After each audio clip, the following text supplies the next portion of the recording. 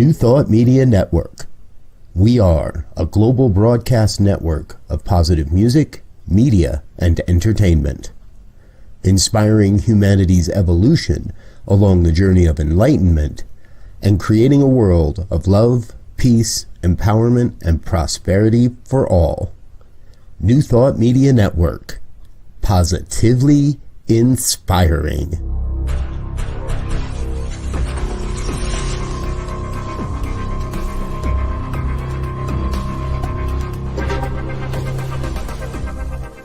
Live from a secure concrete bunker somewhere in Ohio, New Thought Media Network presents Pastor Michael Mangus with Friday's Fireside Chat, spiritual conversation for today. Here he is from the secret radio room, surrounded by thousands of watts, Pastor Michael Mangus.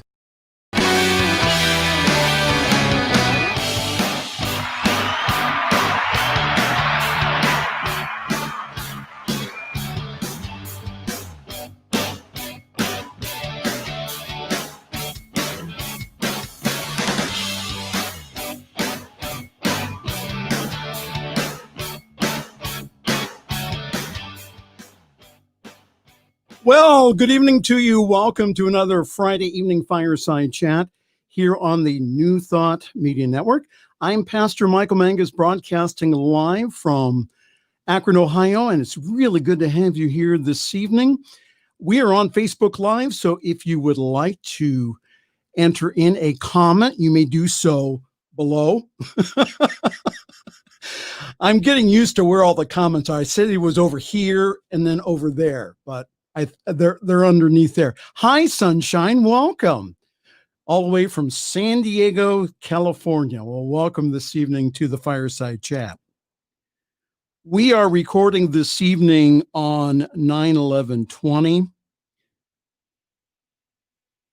I'd like to remind you that we have a very special guest this evening, second half of the program, a longtime friend from Wham's ministry, Reverend Donna Christine Park from Arizona, and WHAM stands for Walk a Mile in My Shoes. And we'll talk about her social service ministry to the world by collecting shoes and then giving them away. So we'll be talking with Donna Christine Park here in just a few moments. Today is the 19th anniversary of the hijacking of planes that attacked and killed nearly 3,000 people at three locations: the World Trade Center, the Pentagon, and also near Shanksville, Pennsylvania. Flight 93 was brought down by passengers who fought with the terrorist to bring the plane down before it hit another target. Both President Trump and former Vice President Joe Biden paid their respects today separately at the Flight 93 memorial today. So where were you 19 years ago?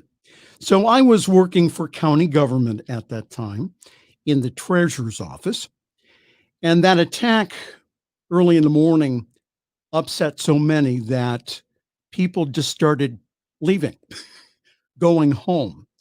And it was myself, the attorney, the CPA, and I think there was maybe two or three other ladies that were there that we stayed until 2:00. There was a concern that the terrorists were going to hit other government buildings, including county and municipal buildings. And then I went home and watched footage of the planes crashing into the Twin Towers over and over again. I had a paper for school at that time. I just couldn't write that evening. And I remember several weeks later that I was asked to give a message at a religious science church up in Cleveland. So what I did was I went to go do research, and I was reading from one of my favorite interpretation Bibles called the Anchor Bible. And the location of the library was a temporary location because they were doing construction on the main library in downtown Akron. So it was It was a library warehouse. And so I'm sitting and I'm reading. And then I see this woman coming up with this huge lens. And I'm going, this is interesting. So she came up to me, she introduced herself, and she says, "Hi, I'm so and so from the Beacon Journal, the local newspaper. And we are doing an article. And I was wondering if it would be okay to take your picture." And I said, "Of course." So there I am in the local section of the Akron Beacon Journal with my nose in a book with, I had round glasses on then, and going ahead and reading from the Anchor Bible. And the article was about how people were dealing with the attack on 9/11. And what they were doing was that they were reading books. The article talked about bibliotherapy, about the whole idea of reading your way through grief, through a crisis. My talk was on getting through the going through stage. And isn't that what we're going through right now? The same advice, the same counsel I'm going to give to you this evening that I gave 19 years ago. And that is the spiritual practice of forgiveness, to forgive everyone, to not hold anything against any person of any race, creed, or color. Number two is the whole idea of treating or visualizing world peace and positive outcome. If enough of us did that, if we reach a critical mass, what will happen is we will see a massive change in the world. And the other piece to the puzzle that I talked about 19 years ago that I'm talking to you about this evening, we practice peace within so that we exhibit peace on the outer. And again, that's through a practice of forgiveness. That's through a practice of, again, of being peaceful in mind, body, and affairs. We'll ask Reverend Donna Christine Park about the life of Peace Pilgrim here, who has influenced her life greatly.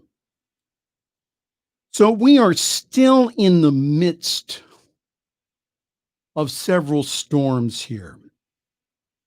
And I'll mention them briefly. First storm is COVID-19.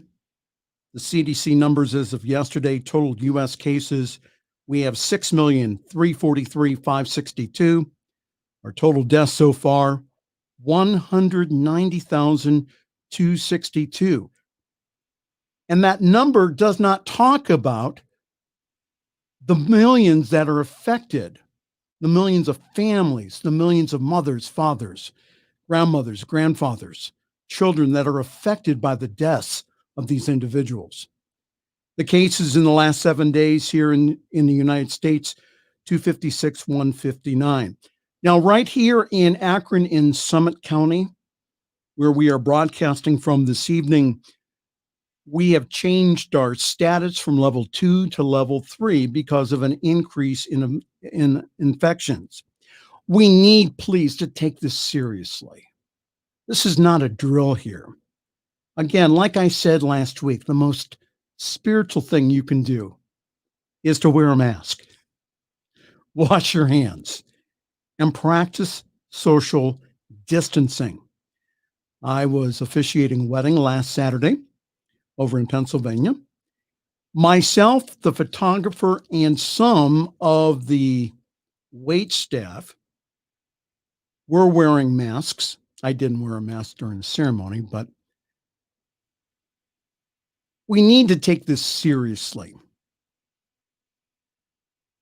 We are still in this. And again, I don't mention COVID-19 to make you feel bad. I mention it just to keep us aware. Still, the most spiritual thing you can do besides your spiritual practice of prayer meditation is wash your hands, wear a mask, social distance. Dr. Fauci, in comments that I heard earlier, he mentioned today that during the fall and winter season this year, it would be a good idea that we hunker down, which again means social distancing. Do not be in large crowds without masks on. You don't want to end up in the news. Yes, I could just see several churches that I know on the 6 or the 11 o'clock news. No, I'm not going to cancel that. But we've had churches who've had outbreaks. From the Sturgis motorcycle rally. Again, I love motorcycles. Don't get me wrong. Many biker friends in my life that there has been numerous cases mentioned that because they did not practice social distancing and they did not wear masks, that there are outbreaks from the Sturgis gathering. And also wedding receptions. There was one in Maine recently that was labeled a spreader event. You don't want to end up that way. So again, when you are meeting, like we are meeting this Sunday at Summit CSL, for our board meeting, we are meeting outside. We are practicing social distancing. We are wearing masks. Again, please take care of yourself. Please be in faith, not in fear. We are also mentioning this evening the fires in California, in Oregon, and also in Washington State. On the news earlier, we found out that 10% or 400,000 people in Oregon have had to be evacuated because of the fires. Please, let's pray for rain. Let's give money. Let's pray for the safety of our firefighters. The total acreage affected right now is 4.3 million acres. And also the cry for justice and racial equality continues. I saw this on CNN and I reported this evening because from a third-party agency, they said that 93% of all the protests since March have been peaceful. 93%. Like I talked about last week, there seems to be a handful of agitators going up and starting all the trouble. We here in Centers for Spiritual Living, again, I do not speak for CSL, but I am a proud member of them. We continue to speak up and speak out for justice and equality. We continue to educate ourselves and we continue to visualize a world that does work for everyone. All right. Good to have you with us this evening. This is the Friday evening Fireside Chat on the New Thought Media Network. Good evening. I'm Pastor Michael Mangus, broadcasting live from Akron, Ohio. It's really good to have you as you are viewing us across the nation and around the world this evening.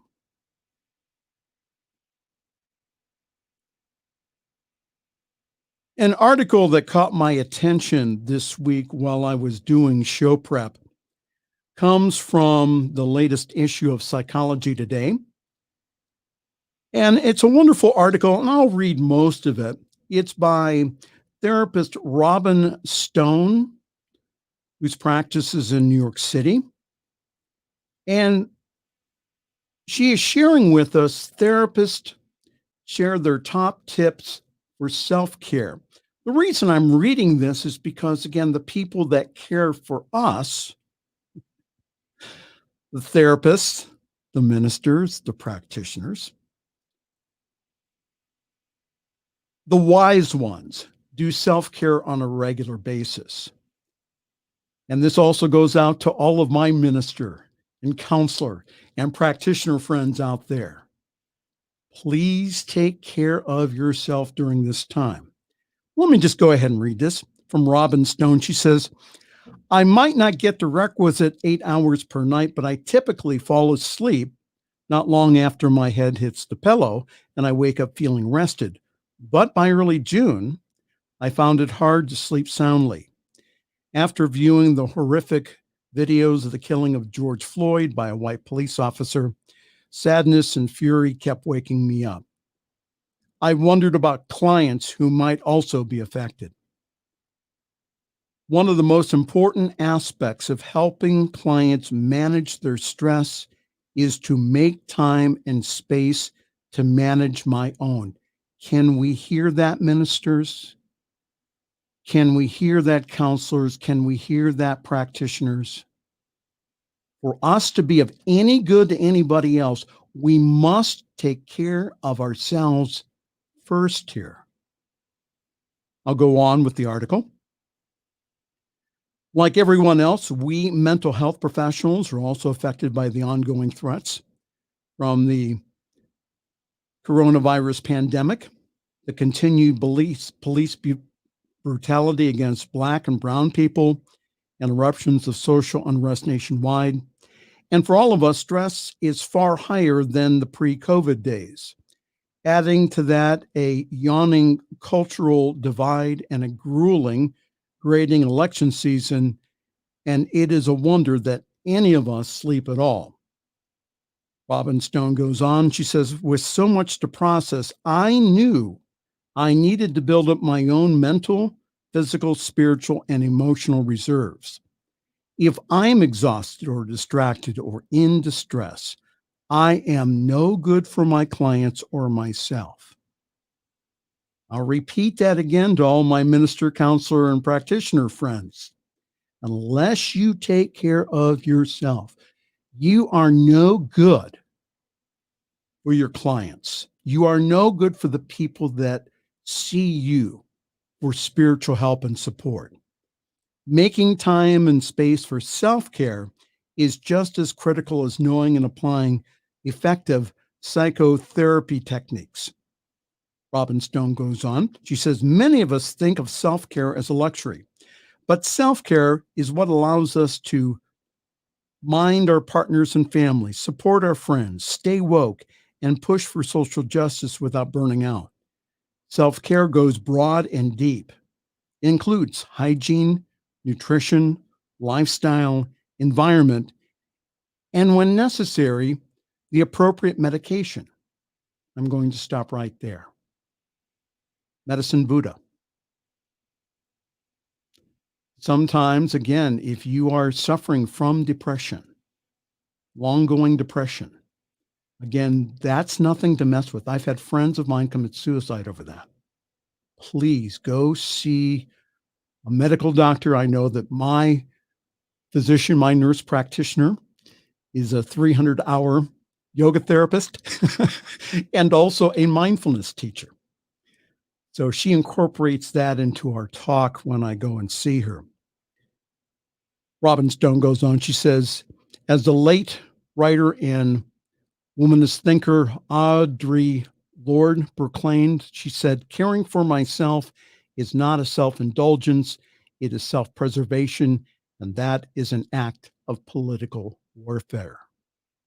Robin Stone wrote, she says, for me, self-care often involves moving and being outdoors, whether it's dancing, bicycling, Zumba, or walk and talks. Moving makes me feel alive, generating endorphins that boost happiness and fight stress. I also feel satisfied when my body does what I want it to do, whether it is sprinting or mastering a line dance or doing a circuit of jumping jacks and planks. Especially as I age, getting out in nature makes me feel connected to the universe. Even before sessions with clients, I make a point to pop outside and get some fresh air and sunshine. I have therapist friends who see sometimes anywhere between 6 and 10 clients a day. Please go outside. Take your lunch breaks. Take care of yourself. Outdoor pastimes that lift my spirits include enjoying the beach, bird watching, and photographing nature. And then there's golf, which offers so many benefits, from fresh air to walking and climbing to enjoying the lush green fairways, full of promise, and many of the creatures call them home. My game is more C than A, but I do not get stuck on the high score. I enjoy the scenery and the challenge, since I often play the game with my husband or girlfriends, and they are very good company. So for those sleepless nights, I did something counterintuitive. For a few weeks, I set my clock a bit earlier, and I got out for a 2 to 3 mile walk just about every morning before work and sometimes with my husband. I followed most of the walks with a bit of quiet time and also a 15-minute reflective writing session before I start my day. I also processed my experience with my own therapist. Yes, many mental health professionals have their own therapist. If you're helping other people, you have to be in touch with yourself. So regular counseling sessions, regular practitioner sessions keeps your edge sharp. In time, Robin Stone wrote, she says, I was sleeping soundly and fully present for my clients and my family. Here's a few tips that were given by Dr. Zoe Shaw. She's a licensed psychotherapist and relationship coach from California. And these are the answers to the question. She says, what self-care practice have you found most beneficial in these times? And she wrote, a combination of quiet, reflective time in nature and purposeful connecting face-to-face with humans in the safest way possible. The question was, in what way does it help? And she wrote back, she says, moving my body in nature, running or taking a walk, grounds me to the present and calms my soul. I love looking up at the sky, the clouds, or the tops of the trees. Again, nature is your most healing element here. Again, Dr. Zoe wrote this. She said, it reminds me that there is so much out there greater than myself, which puts my current stressors into perspective. We as humans were created to be in connection with each other. When I have an in-person interaction, it fulfills that deep need in me and aligns my spirit in a wonderful way.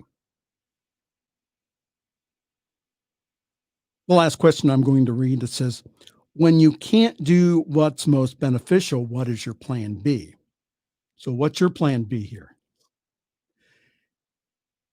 And she wrote, when I can't get enough sleep, I try to plan a power nap during the day. When I miss my morning workouts, I park a little further from my destination and walk and do some push-ups and sit-ups between client sessions. When I miss my morning meditation or prayer, I squeeze in some quick 1-minute moments of silence and deep breathing in my car before or after a meeting. When I overeat or eat the least healthy choice, I give myself some grace and I choose to be thankful that I have choices in the food that I eat. Again, all of this is in the latest issue of Psychology Today. The author was Robin D. Stone, who's a psychotherapist in private practice at Positive Psychology Associates in Manhattan. Well, good evening to you. This is the Friday evening fireside chat here on the New Thought Media Network. I am Pastor Michael Mangus. Thank you to Diego for producing our program this evening. If you see at the bottom of the scroll, you see where you can donate money. New Thought Media Network needs your help. And again, your contributions go a long way to taking this powerful, positive message, not only to our nation here in the United States, but also the whole world. So again, $5, $10, $15, $20, $25 really makes a big difference. It gets the message out there. It allows us to buy more equipment. It allows us to provide more bandwidth. It allows us to buy some of the equipment that we're going to need to do streaming. It's going to allow us to be able to do remotes at some of the top New Thought festivals around the nation and around the world. Please help us. Your money goes a long way here, your donation. And it really, again, not only blesses you for giving it, but it also blesses the world. So please give. Really appreciate every single one of you this evening for joining us. So for a few announcements before we introduce our guest. On Sunday mornings, you will find me at Summit Center for Spiritual Living, which is the teaching chapter here in Akron, Ohio. For more info on them, you can go to summitcsl.org, summitcsl.org. There you can get information about their wonderful Sunday morning celebration online, 10:30 Eastern Time, 7:30 Pacific. So our friends in San Diego, you can wake up with us, go grab your cup of coffee, and come and join us. It's absolutely wonderful. We are continuing our monthly focus on balance. Each and every month, we take a spiritual principle and we embody that. We talk about that. And this coming Sunday, it's independent New Thought minister, Reverend Jonathan Miller, will be speaking on balance. Our schedule of fall classes is coming soon. So again, we invite you to come and join us. It's a great group, wonderful consciousness. Join us Sunday mornings. All the information for the Zoom call is on the website, including the password. And all you need to do is to go to summitcsl.org. Yours truly is available for practitioner sessions, also guest speaking. I love Zoom because I can talk anywhere. And also for ceremonies and weddings here in the Northeastern Ohio and also Western Pennsylvania area. One of the nice things that's happening is that I'm now getting phone calls for smaller weddings. Again, the brides, we had a very interesting summer. Most of the brides canceled the large weddings. And so now I'm getting the calls for the small weddings with the promise of that next year we can have the bigger party. So contact me at pastormichaelmangus@gmail.com. pastormichaelmangus@gmail.com. If you have a comment or a question about the show, please, we'd love to dialogue with you. pastormichaelmangus@gmail.com. We have many wonderful programs here on the New Thought Media Network. We have morning and evening prayer. We have a Wednesday evening boost with Reverend Robert. We have Real Talk with Eugene Holden on Thursdays. His special guest this week was Reverend Dr. David Alexander, talking about how the science of mind is a liberation theology. Also, a wonderful program. I think it's on Mondays. It's live from the UK with Laura Topper. And there's concerts, there's classes, there's so much more. Go on the New Thought Radio and Media Facebook page, and there get all kinds of information. I know that Reverend Robert's also doing a class on mental equivalence in October. Again, it doesn't matter whether you belong to a center or not. We would just love to have you in the class and participating in any way that you can here on the New Thought Media Network. The prayer for peace today was outstanding.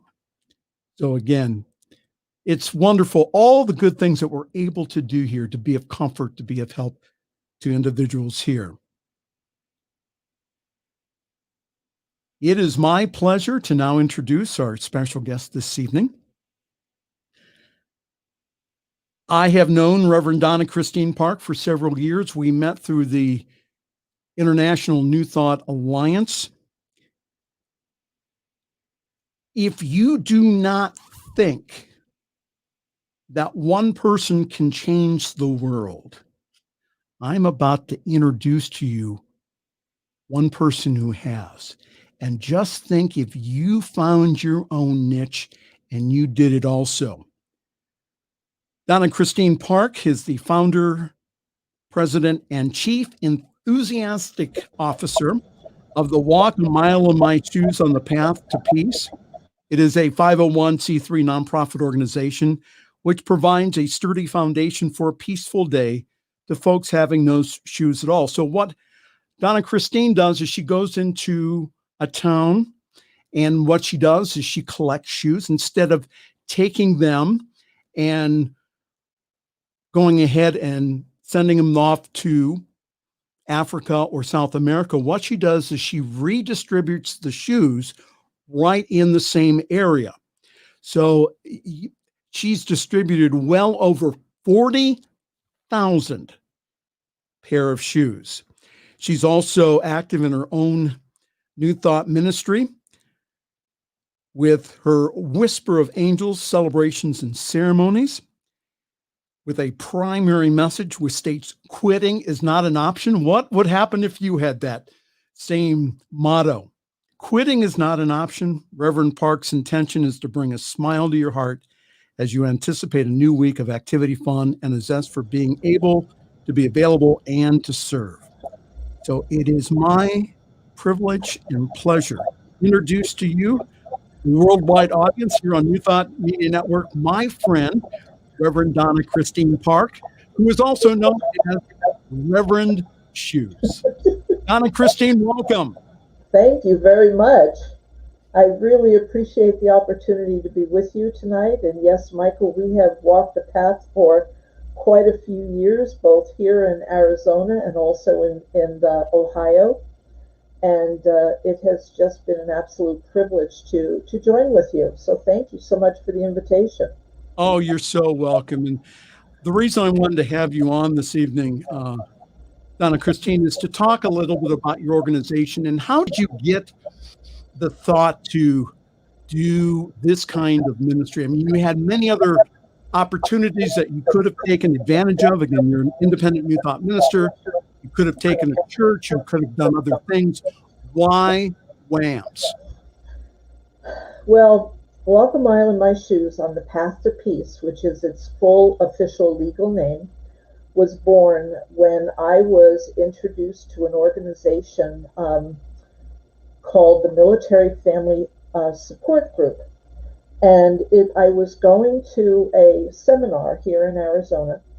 And before we were heading to the seminar, we went for dinner at Sweet Tomatoes. And there was this group gathering. Literally a third of the building was covered with Boy Scouts and Girl Scouts and veterans and you name it, all different elements of society, I like to say. And being the very curious person, some would say nosy, but I waddled over with my walker and I was introduced to the coordinator, who was Vianna Bruce, incredibly wonderful, wonderful lady. And she told me that the Military Family Support Group meets once a month, and they do packages, more or less packages, that were then sent to Iraq and Afghanistan. This was early on. This was 2008. And so she could have, ended the conversation right there. She had things to do, places to go, but she continued to tell me that she had a mom who was a Blue Star mom, whose son was a medic in Iraq and Afghanistan. And he felt that the thing that was needed on the ground more than anything else in the world were children's shoes. Because before he could address a cold or, anything else, he had to deal with the shrapnel that was in the child's foot. And so shoes were a real priority, to say the least. And so we started, I can tell you that I went home from that seminar. Don't ask me for a word of that. Overnight, I like to say that I had a visitation which told me that I would know what to do in the morning. So on June 26, 2008, I awoke up knowing that Walk a Mile in My Shoes on the Path to Peace was my ministry. And we have continued throughout these years, 12 years now. And it's just been the most incredible experience. And as you've said, Michael, we come into a town, we ask to be hosted, and we also ask for your outreach programs. So when I come into your town, I will say, do you have homeless programs? Do you have back to work programs for women and other types of programs? And as we are sorting the shoes, that's how we determine where they're going. I can tell you that in my trips to Cleveland and to Akron, we did incredible work. I mean, absolutely incredible work, and we shared throughout the entire area for several years in a row. Um, at the moment, obviously, with our what I call the collective global experience called COVID-19, we Collective global experience. I like that. collective global experience. I wanted to find a nice way to put it, and that was my way of doing that. And in fact, today I am supposed to be in Georgia for a special event in Georgia that I've done annually for 9 years. So I'm thanking you for putting my mind at ease and doing something exciting now through this call. So thank you. Oh, you're welcome. So tell us some of I know you have a lot of stories, but what are some of the stories of people that you've helped through this shoe distribution? I mean, do you have like one or two that really touch your heart that you can share with us? I have one of my favorites, and because you're in Akron, I will tell you that um, I had wonderful people helping me because I don't drive, and so as he said, I asked to be hosted, and I was hosted by a beautiful family in Cleveland, and also in Akron. Thank you very much. But I like to go to an area in your town and just have some shoes with me and walk around, for instance, the square. So Public Square in Cleveland, which is just an amazing location. And twice we did this, 2 years in a row we did it. But this one particular time, I was walking past a man sitting on a bench, and I just excused myself and I said, "Sir, how are your shoes?" Doesn't everybody ask that question? And so he held up picked up his foot, and frankly, the soles of his shoe were flopping off. And so, I never know whether I'm going to have the right size or whatever. But we went into the bag and we found this pair of shoes that fit him like, I mean, it was true, whatever. It was just perfect, absolutely perfect. And I don't like to linger because I don't like to embarrass people. So I walked away and we walked around the rest of the square, and was coming back around by the traffic light and there he was. I mean, and his whole stature had changed. He was tall, and he just stood up so straight and tall, and he walked across the street. Well, I turned around and looked back at the chair, and he had left his shoes on the ground by the chair. I mean, he literally walked out of those shoes and walked into a new, with new gusto, shall we say. And it was just, I could tell you stories for hours. I mean, just absolutely for hours. Michael, you know that. Oh, I know that. So I talked about this earlier in the pre-show with Diego. I wanted to talk to you about this now. So many in New Thought said or say that we shouldn't be involved in such social work, that we should just teach the teaching. If people need shoes, have them attracted to them. So, what's your response to individuals that say that individuals in New Thought should not be doing this kind of work? Well, I guess I come from a different thought about that because, first of all, if somebody is attracting the need for shoes, what if they are attracting lambs to them?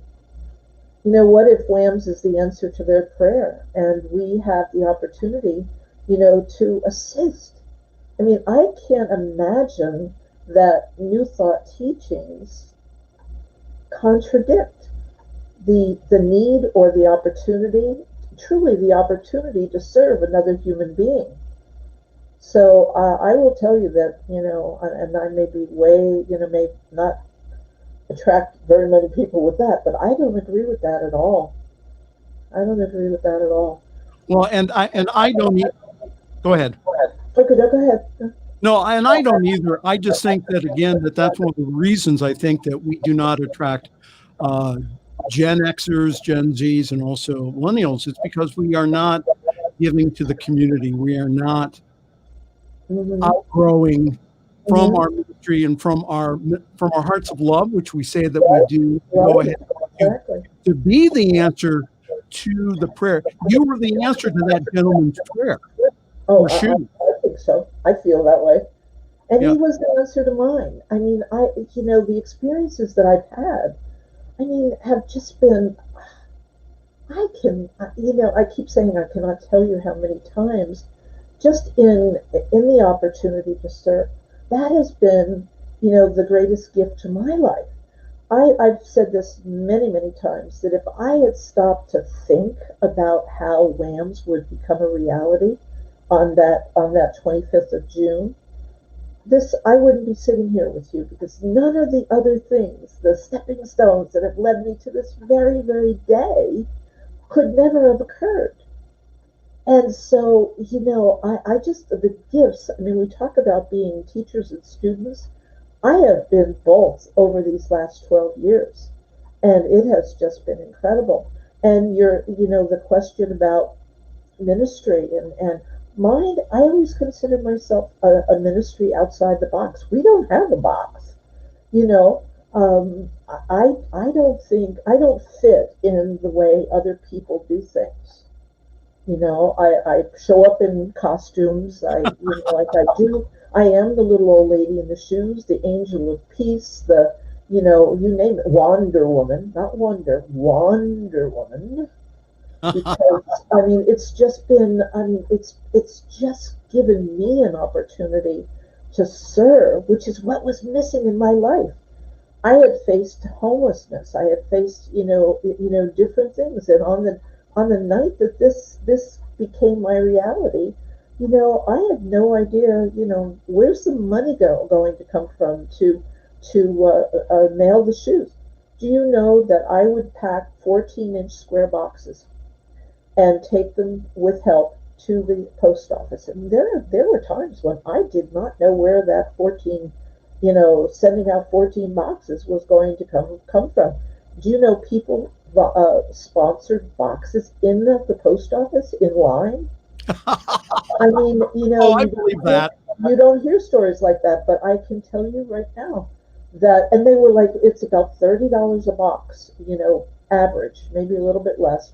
But I always left room. I was able to get 27 pairs of children, specifically younger children's shoes, into the box. And I always left room on the top of the box for treats for both the recipient, what I call my WAMS team captain, and also for the children. And I had one team captain. His name was Michael Wickstrom, who I have had the privilege of meeting as well. And I called him my squeaky wheel, because he would tell me things about, he was in Kabul, and he would tell me things about the area and whatever. He told me that children had never had bubbles, a jar of bubbles, something so simple. And so there again, every time out of my pocket, I would put in, thank God for the Dollar Tree, I would put in, the 3-pack of bubbles, plus the treats and pencils and things like that. Anything and socks. We would find socks.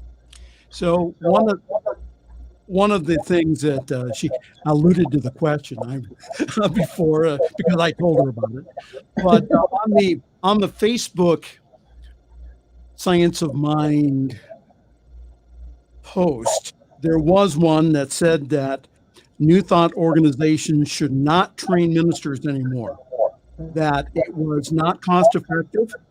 It was an old, outdated model. there's not enough brick and mortar churches to go around. And again, that what individuals are seeing, like Donna Christine, is that you don't need a brick and mortar church. All you need is a really good idea to go out there and to serve. And again, if you think that you need a lot of money, look at Donna Christine Park. Yeah. You know, they again in line at the post office.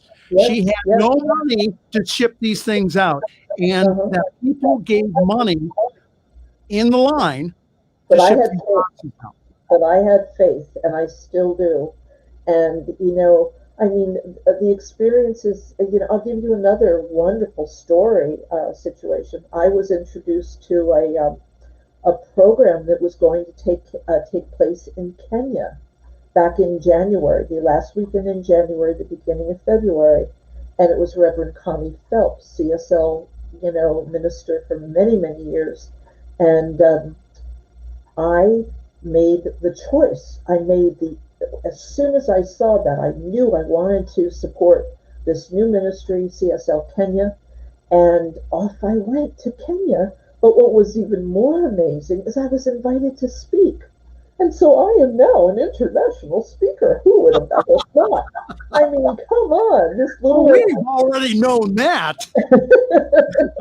And the experiences, that I have had, the people that I've met in Cleveland. One of the things that I was doing back in the day was participating with roller skating rinks.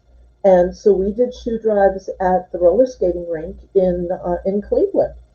And do you know that because of my a previous interaction, I had met Congressman Dennis Kucinich and his beautiful wife Elizabeth.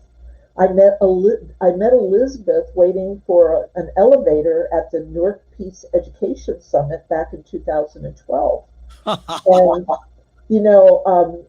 she says, "Oh, are you here to speak?" And I said, "No." I said, "Are you here to speak?" And she said, "Yes." And I said, "Well, what is your topic?" And she told me it was about food because she's very, very active with healthy eating. And I looked at her and I just about jumped into her arms. I said, "You are Elizabeth Kucinich."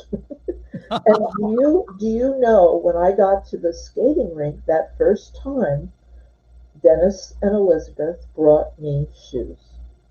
How wonderful. It was, wonderful. It was truly just a beautiful experience and just a blessing to see them again. And, we had this wonderful interaction because of Dennis's, one of Dennis's primary messages is about peace and the Department of Peace. And WHAMS, that is the essence of who WHAMS is. It's about stepping forward on the path to peace. So for those people who are watching this evening, hello. You are watching yours truly, Pastor Michael Mangus, with a very special guest this evening, Reverend Shoes, Reverend Donna Christine Park from Arizona. This is a Friday evening fireside chat here on the New Thought Media Network. One of the things, Reverend Donna Christine, that you mentioned was that one of your inspirations for WHAMS was the work of Peace Pilgrim. So talk to us about the work of Peace Pilgrim for those of us who are not familiar with it, and how has she inspired your life?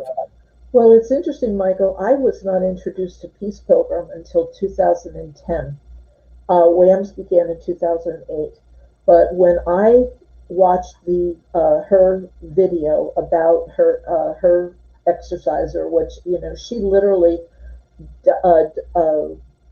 left all her worldly goods and set out to walk the United States, beginning at the Rose Parade in Pasadena in 1953, January 1, 1953. And she walked, and that is one of the reasons why Cleveland was so important to me. I was able to see that she did walk through Public Square, and she, in her trek into Washington, D.C. and up to New York City. And so there were things that I was trying to do to literally, hopscotch across the country to do some stops to honor her. one of she has several wonderful quotations, but my favorite and one that I have taken as to heart as the angel of peace or Reverend Shoes and etc. is, I will remain a wanderer until mankind learns the way of peace. So I have been to Washington, D.C. We literally showed up at the White House back in 2000, and I think it was 2012, because we were following her path going into no, it was probably 2013, going into New York City. She had intended to deliver 3 petitions. One, let me see if I can remember. One, the creation of a Department of Peace, which is still needs to be done. The end of the war in Korea, and the end of nuclear disarmament, basically. And so she took those petitions, and I never found out whether she actually got to deliver them to anybody, because Eisenhower was not at the White House the day she stopped by. She did meet with his minister. And then when she did get up to New Jersey, or up to New York, the United Nations was on hiatus for the holiday. I should tell you that one of the greatest gifts of my love of Peace Pilgrim is that I have been hosted by her now 105-year-old sister, Helene. And the other thing is that we are both from New Jersey originally. She from southern New Jersey and me from Irvington, New Jersey, which is kind of Joyzy girls. No, we don't say Joyzy. Other people say Joyzy. I do not ever say Joyzy. Yes, Joyzy. Okay. And the other thing, I must honor another stop. That one thing she did before she started her trek across the United States, beginning in 1953, ending in 1981, where she was killed in an automobile accident in Knox, Indiana. She was the first woman to thru-hike the Appalachian Trail. So on this very day, I should be in Dahlonega, Georgia, which is the southernmost terminus of the Appalachian Trail. And I have been going there. This would have been my 9th year going. They are doing it, if you will. Go to DahlonegATrailFest.com, I think, and visit them this weekend. They're doing it as a Zoom. And wonderful. So you'll meet the incredible people in that town, and just the amazing people who are very healthy, active people on, hiking and biking and all this other good stuff. So, Reverend Donna Christine Park, how can people get a hold of you? Well, you are certainly welcome to visit me for myself, Donna Christine Park, on Facebook. Also, facebook.com/WAMSNOW, WAMMSNOW. And we would love to have you keep in touch and let us know how we can serve you in the future when it's safe for us all. As I said, we'd like to come to your town, be hosted. We'd like to do something special, maybe a concert or a potluck or something like that to begin the process. Collecting shoes before I arrive. We sort the shoes, we pack the shoes, and then we deliver them to your outreach programs in your area. It more or less is the gift that keeps on giving, literally. I'll tell you, and I've had the honor of doing that. And let me tell you something, it is so wonderful to be able to go out with Reverend Donna Christine Park and be able to share that kind of love. Well, never know which costume either. Yeah, in costume, yes. Yes, either as an angel or Wonder Woman. We're going to have to wrap it up here. I'm getting the wrap it up signal from Diego. So, but I'm going to do now the least complained about section of our program, and that is the jokes. Are you ready? How do celebrities stay cool? How do celebrities stay cool? They have many fans. Why did the coach go to the bank? To get his quarterback. That one's actually cute. How do you organize a space party?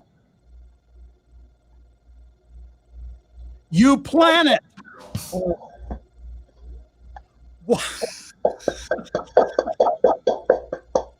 Why are skeletons so calm?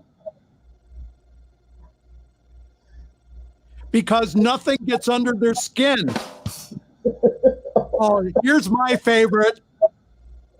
Send all mail to pastormichaelmangus@gmail.com. How do you make a Kleenex dance? How do you make a Kleenex dance? You put a little boogie in it. Whoa.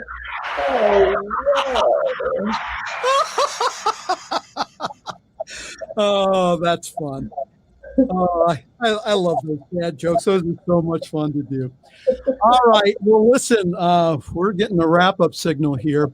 A couple of things before we go. Again, get in contact with Reverend Shoes on her Facebook page, on Reverend Donna Christine Park. She's a wonderful Facebook friend. And also Lambs Now. If you could send a little money her way, because again, $1 in her hand turns into 100. Because what happens is that she uses it to buy postage and other things that really help other people. So again, thank you so very much, Donna Christine Park. We will see you soon, hopefully. Thank you. Thank you very much. It's been a privilege. Yeah, thank you. Yeah, a couple of things before we go. Just to remind you here that we are supported and funded by you. You are the most and that you know that God you can share you good with us so that you can get this message to then please donate with the significant in the bottom there with that media at PayPal. So please donate. You will have to. So also reminded the Sunday here in Summit Street, Michigan, you will have to be in the spoken on time. And also, we would love to have you come to see Summit Street, Michigan, beautiful community here in Michigan. If you'd like me to hold any celebration, again, please do so at Pastor Michael Mangus at gmail.com, Pastor Michael Mangus at gmail.com. We would really, again, appreciate the feedback and all the good stuff. And it's nice to thank people during the week. We just appreciate that so much. I'd like to end an idea. This is a prayer for world peace that's in Afghanistan. You could say this with me. I know there is but one man. This is the mind of God. With all people live and move and have to do, no more. There is the main province of humanity and Afghanistan. The people of harmony and peace, cooperation, unity, and mutual happiness. And I know that the mind of man being one with the mind of God. God discovered the method, the way, and the means considered to connect this flow of harmony between individuals and with harmony and peace and cooperation, unity, and mutual happiness and experience and know that there shall be a true exchange of ideas, of culture, of consciousness, of ethics, of educational system, and of scientific discoveries for the good of all belongs. I know that the powers of the divine man has stood the authority of onlooking and intimate ecosystem, and bringing about real peace and those of all people and all nations, to remain individuals that unify common purpose and peace, happiness, harmony, and we know that each within each and every person is one pattern of perfect peace and order. I now declare that in each person, needed to stop heaviness, this divine pattern, moves into connection and sharing, and the all nations, and all people live together in peace harmony, beautiful. Very good. When it's next week, how many real things need to happen? Why don't you find a site champion on the New Thought Media Network? If this message this evening is touched your heart, please share it on your Facebook page and other people know about the wonderful program that we have here. From all of us to all of you, from Akron, Ohio, this is Pastor Michael Mangus wishing you a wonderful week. Thanks for joining us this evening for Friday's Fireside Chat with Pastor Michael Mangus. Join us again next week at 8 Eastern, 6 Mountain for more spiritual conversations for today. For more information and replays of past shows, please visit the New Thought Radio and Media Network's Facebook page. Until next week, may God bless you richly and abundantly.